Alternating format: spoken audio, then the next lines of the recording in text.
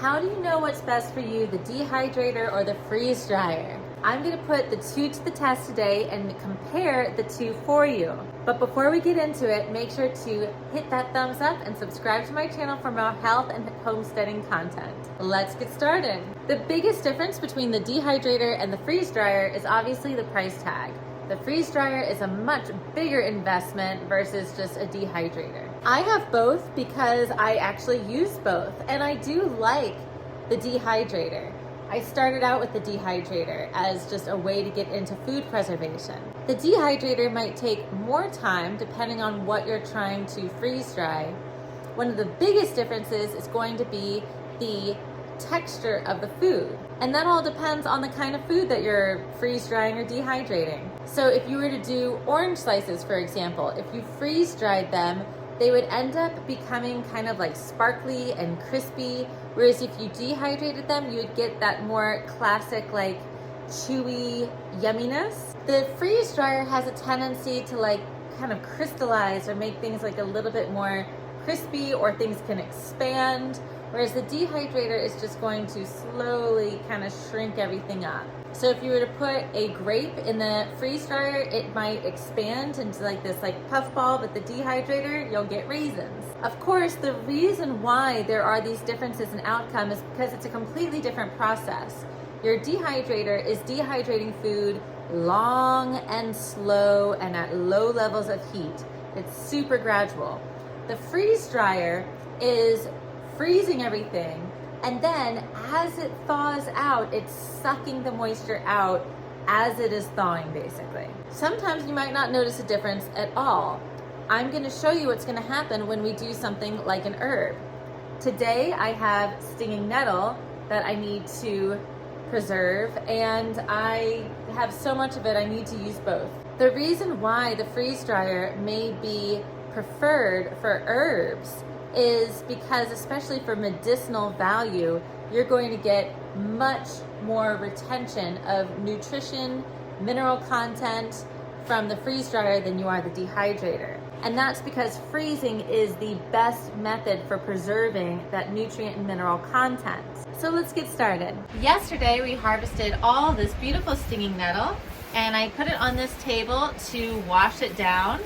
And so I wanted to wash it first so that way I wouldn't just be freeze drying and dehydrating a bunch of dirt. This is my first time actually preserving my own stinging nettle. I've used it for so long now in my little apothecary as medicine and a prenatal vitamin. You'll have to check out my video on that. But I was a little worried when harvesting this that it was going to sting me throughout the whole process, because it is very stingy. Without a doubt, it will sting, it hurts, but I'll tell you honestly, right now, it is not bad. It's almost like as soon as it goes limp, the stingers leave. I honestly haven't looked up close on this plant enough to see where it's actually stinging you. Now, I can be honest and say that if you don't have either a dehydrator or a freeze dryer, you could literally just lay it on a table like this in the shade, away from it being exposed to rain, and you can dehydrate your plants naturally like this. It might just take a little bit more time. It's actually really fluffy and lovely. All right, I've got my stinging nettle. I'm gonna load it into my trays and put it in the freeze dryer. You do not need a silicone mat on your trays. It's not sticky, it's not gonna stick to the metal itself.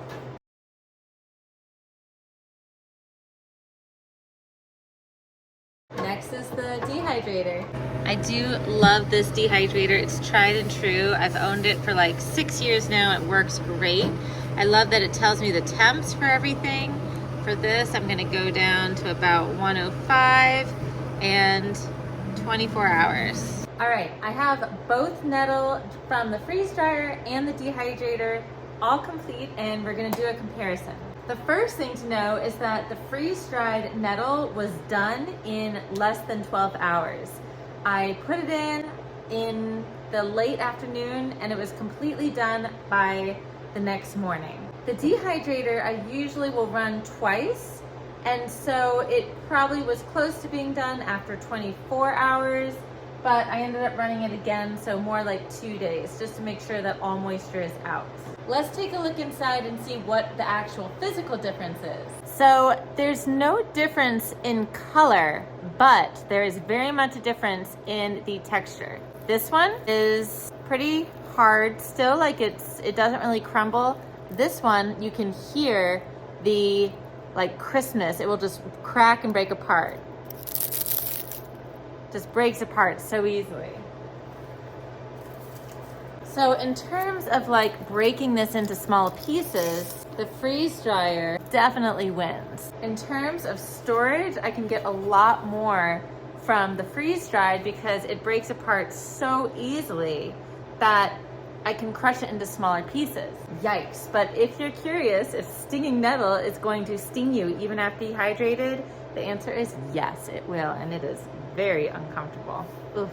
So when it comes down to the comparison between a freeze dryer and a dehydrator, the freeze dryer is the ultimate winner. It does it quicker and it's gonna give you a better end result. But that being said, I've been happy with my dehydrator for years. So wherever you are in the food preservation spectrum, just know there is an option for you. I hope you enjoyed this video, and if you did, make sure to hit that thumbs up button and subscribe to my channel for more health and homesteading content.